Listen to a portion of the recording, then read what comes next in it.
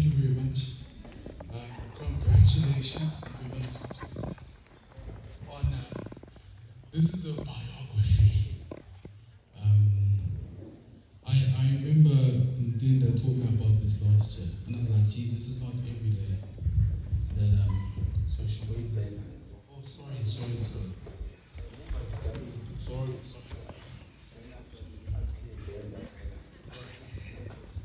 It's not every day that we have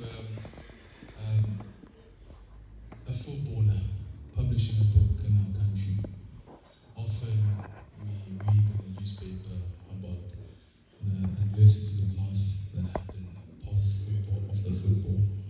But I might be wrong. I think Bernard, you celebrate 20 years this year playing football professionally.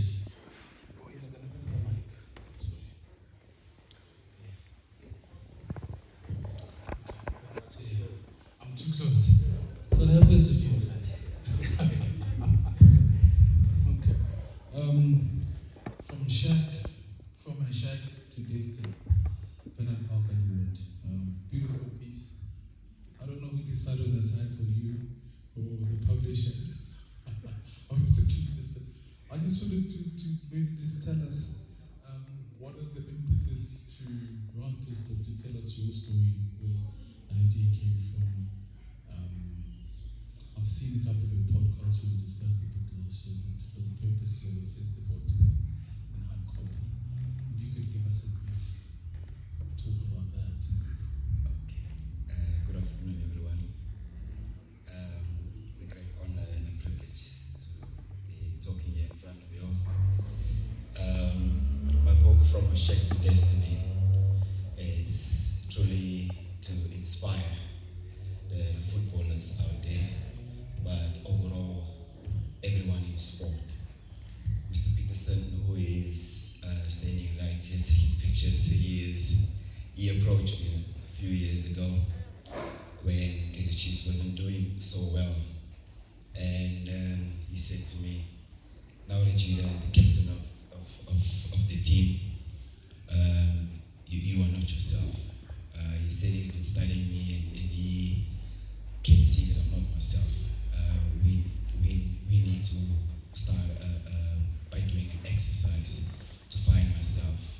Sorry, Mr. Peterson is also a life coach. He's my life coach as well, and also decided to take on life coaching as well.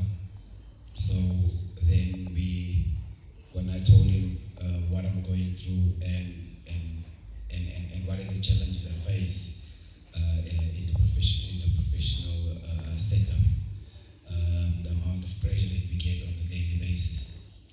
And then Mr. Peterson said, we need to document this. You've had such a great career, we have to document this. And it took us about a year and a half to get this book completed. And I am also, as many of 80% of other footballers who come from very, very poor backgrounds, from the village or Ekasa. I'm one of those who grew up in the shack, and there's a lot that really love football, and because of their backgrounds and their circumstances and the difficulties that they go through in the upbringing, they don't believe that they can reach their dream or achieve their dream. So we came up with this title, From a Shack to Destiny, to show them that, no matter your circumstance, no matter where you come from, you can achieve your dream. If you believe, and this is the tool. This is the tool for that inspiring footballer, whether it will be a boy child or a girl child, that through hard work, through sacrifice, through discipline, you can achieve if you believe. I will say this is one book that's not about football. When you read it, funny enough, it's a lot about faith, gratitude, consistency, educate. Yes, it's a weird thing. Thank you. in the age we live in, where you are an inspiration from your days at the Transnet School of Excellence to winning a title in peace with the ADV with the FC20, all the way to coming back, something that a lot of guys don't do, and becoming a legend. What in the true sense of the term, in South Africa, playing for Bafana Bafana, we're scoring 23 goals. I mean, really, these are impressive accomplishments. And even at your great age, still playing football at the highest level. What do you think kids or readers generally could take from your book in terms of how to navigate life, how to, even when the chips are down, to still pick yourself up? But I think what I found fascinating was faith. Maybe you can talk to us about the role of God and the role of faith that's been so critical in your life going forward. Yes, definitely. I have said to myself when I was at the School of Excellence, we at the School of Excellence got exposed to a lot of programs, a lot of international teams visiting us, and we were also going abroad. And I got to understand and realize that, life is not just about this little box that we live in. Life is broad, and if you want to become what you want to become, the first that you have to believe in is God. And when you believe in God, God will instill that self-belief in yourself. And a quote that one of the Chelsea managers said to us at the first stint of Jose Mourinho when he was at Chelsea. He said, "The talent that God has blessed you with, the talent that God has blessed you with, what you make of that talent is your gift back to God." So that's stuck in my mind to say, I have to maximize myself as best as I can to give back to God, my everything. So every time I stand in front of the mirror, every time I walk off the field of play, I get to tell myself I gave my best. And when I say I gave my best, it's a prayer before I go in the field of play, morning prayer, a prayer before I go in the field of play, and a prayer at night to say the day is done. And thanks God for this day, and I reflect that I gave my best within the day. And with that, I carried with me throughout my development career. And immediately straight after I graduated matric, I went into professional in 2004 for Benoni Prima United before they got sold to Tanara Zulu. And when I got to now experience this type of stuff we do, with the things we have to bath in, the things we have to rub ourselves with, and all these rituals we had to do, I stood firm. I stood firm, and I said, no, I'm a God-fearing man, and I pray to God, and I stuck by that, and I was told I'm not going to play by one coach. And then I said, okay, it's fine. And then they realized that they really need me. So they said, no, it's okay. We will come up with a plan that we will tell the team that you do your own stuff and they should carry on with their stuff. And mind you, we won the league. We were in the international first division. We won the league, and we got into the PSL. And that's when the team got recognition, and that's when the status, and that's when my career started. So throughout my career, I've kept God very close to me. I was never baptized. I was never confirmed. And when I met my wife, I told my wife that we need to get. She was also not baptized and not confirmed. So I said we need to get baptized and confirmed. also close to God. Like that has been a pillar of my strength throughout my career. So God has been good, and He's been good ever since. MashaAllah. So I know people are keen to ask questions, but is my mic failing? Can you all hear me? Yeah, okay, that's better. So maybe often so and one thing that's also very evident in the book is community. It's not every day that a person is called the world. Yeah. And I wanted to know, in terms of coming from Park through the ranks, being a product of the state-owned agency in the form of Transnet School of Excellence, your feet from one of our father. What role has community and how important the sense of community been to you? Mr. Peterson, you said you're a life coach. Yeah. What anecdotes do we probably not have that are not covered in this book? Because there's only so many words and so many pages allowed.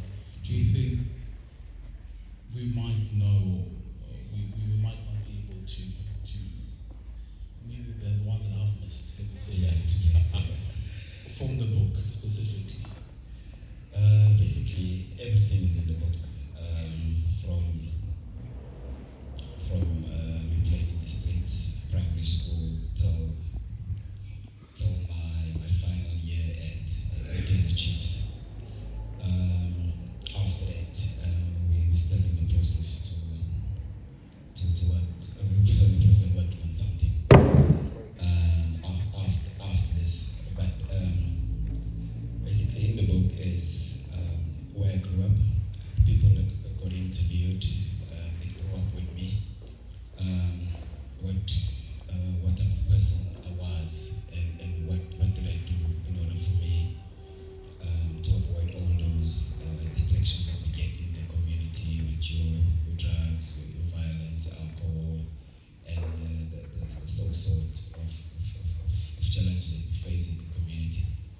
How I got to avoid such, and then the School of Excellence, my coaches, the School of Excellence also got interviewed. A professional, when I started unprofessional, the coaches that is coaching me is interviewed there.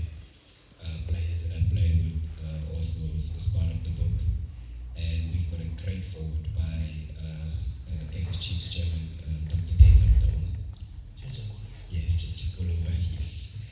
And also a great forward by my role model, Benny McCarthy, who's now the striker coach at Manchester United. So also what's in the book is that throughout my professional career, people were talking about education. What do you want to see? What do you have to study to fall back on? Because we know football is a short career, and there's a lot of guys that within football, they take on a teacher's diploma or radiology or some sort of just to do something because at home they said you must do something. And I got to come to an agreement to myself where I said, why don't I study what I love best, which is sport? This is what I love doing, and I got to understand where focus goes, energy flows, and I started taking up sports management. Nice. And I obtained the sports management diploma, then I started to become a household name, and then I took on sports marketing, inspired by Jessica Dawn, and I took on sports marketing. And when I obtained sports marketing, then I got to understand that, in this game, you really need to know how do you have to conduct yourself, how do you have to market yourself, how do you have to keep yourself relevant, how do you have to grow the brand, and also how do you have to help and feed others that also come alongside you as well. And I told Mr. Peterson I'm going to drop my agent because I understand the game now better.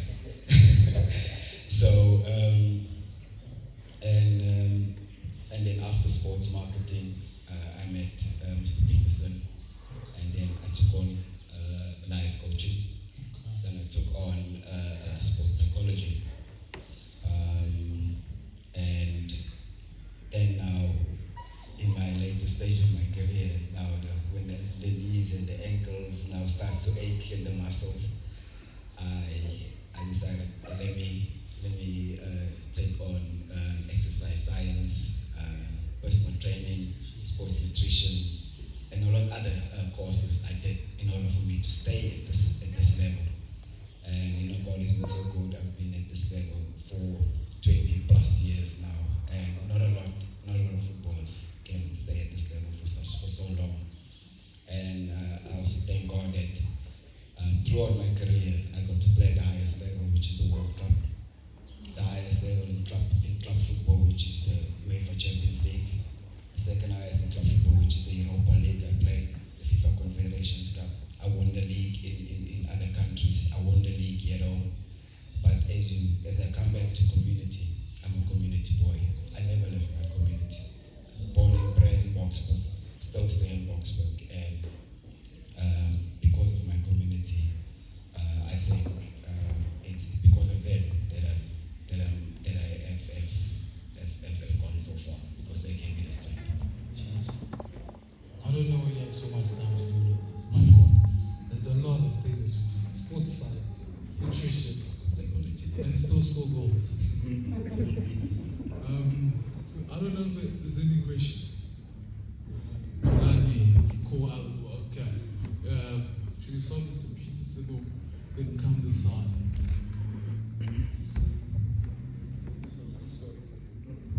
I think Bernard must touch on his first injury that he got. And people thought that he will never make it. And I was crying when he made his debut against Sundowns, the team that got injured. So he made his debut. When he came back, he ran, like a young man. I think he needs to take us through that process. Okay. The injury, the recovery, and the faith and the hope and everything that went apart. And also the other one that you needed to take the audience through is that he needed to score 6 goals at Kaizer Chiefs to be the all-time goal scorer. And he was struggling with it. And we started process. Everything is possible if you believe. I think take us to that too, please, brother, for the questions. All right. Mr. Peterson, you want to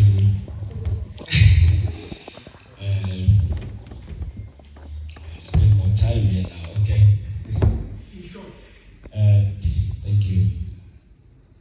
When Mr. Peterson approached me and he said to me, you got to understand the power of the mind, and we went through an exercise where we started first off by visualization and imagery, all the good moments that I've done as a striker, all the good moments, all the good goals I've scored. So I always had to picture those moments, and I always had to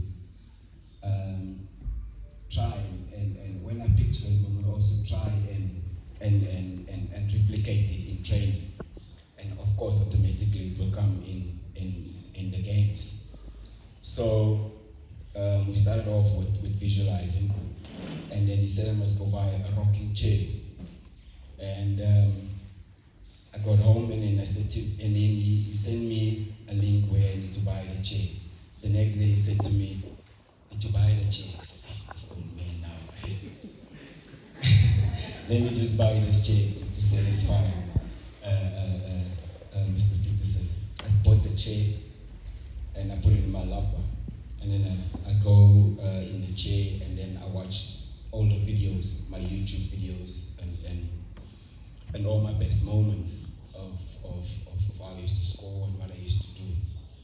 And then a week later, we played Mamelodi Sundowns in a knockout. I think it was the Nedbank Cup knockout game at the Lucas Masterpiece Morive Stadium.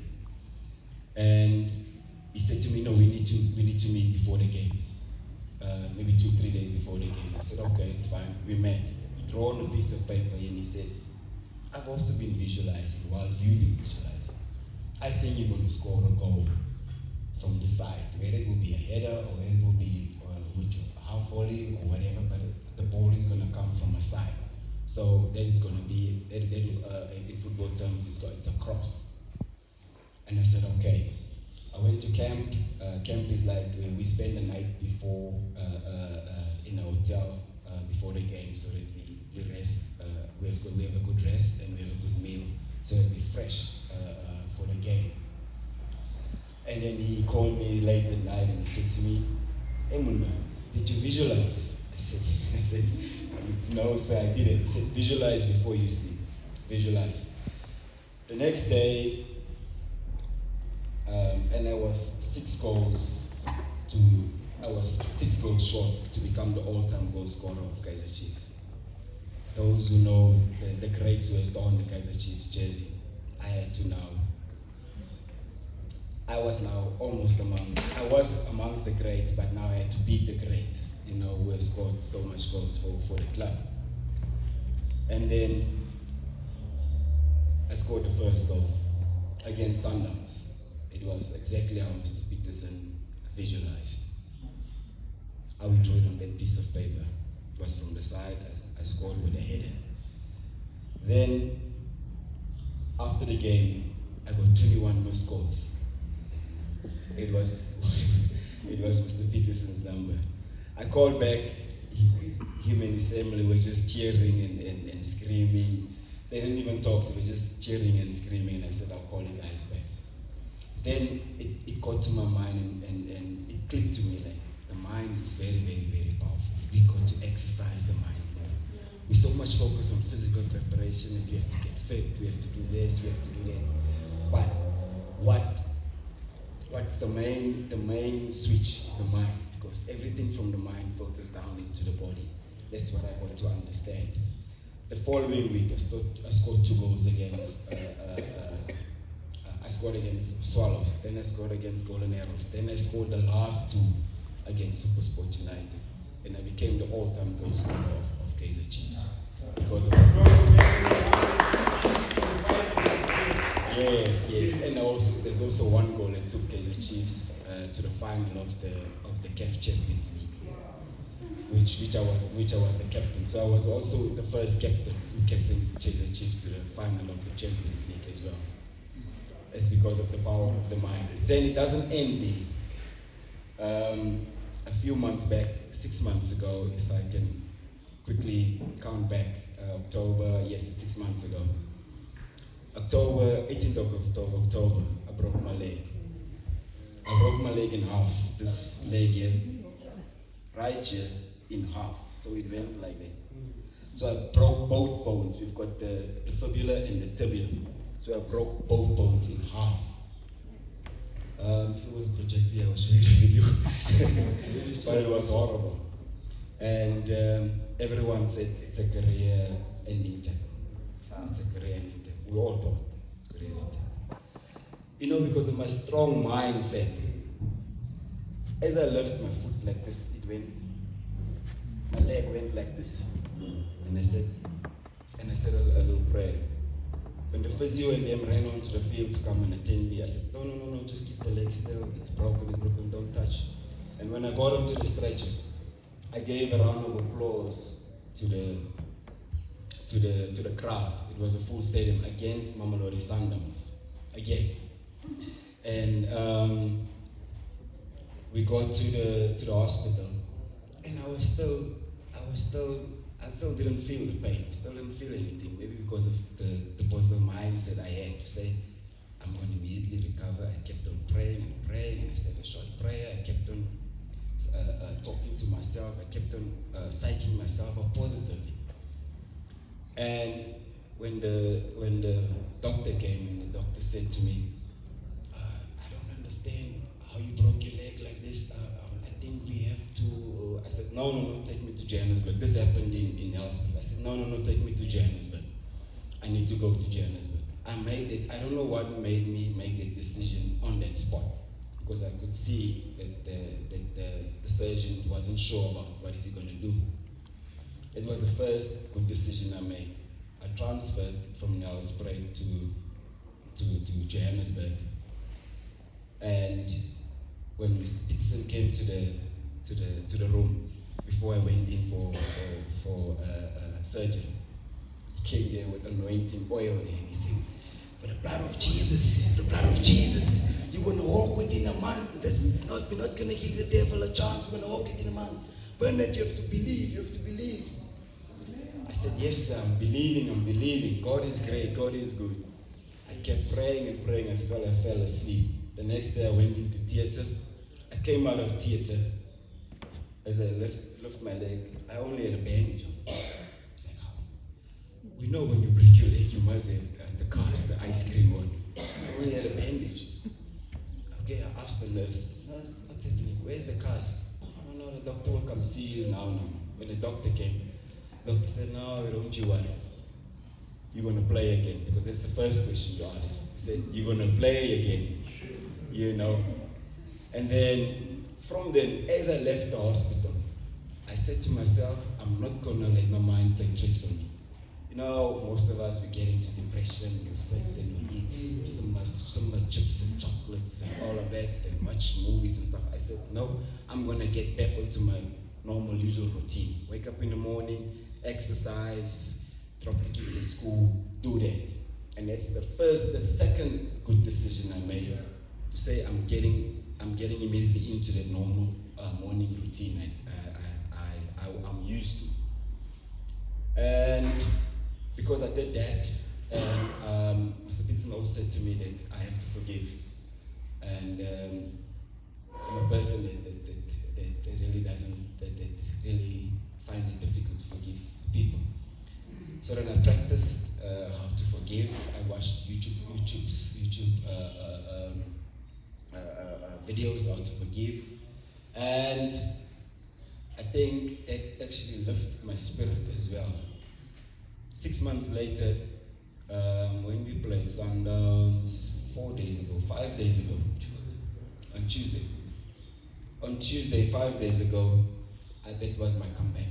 In 6 months' time, where people thought it would be a grand. I hope that our young boys and girls also find inspiration out of this. Most of our young boys and girls, we watch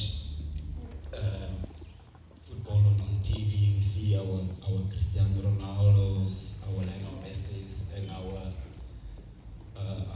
all those top athletes, which they'll never get to see, and they idolize them and admire them. But our own heroes and our own role models, I would say that's an important principle, to have a role model or a mentor.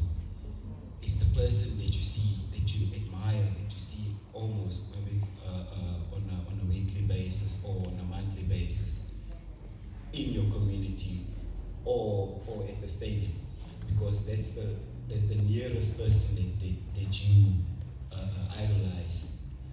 That is you being within your process, within your journey, in the process of becoming what you want to become. That is being realistic.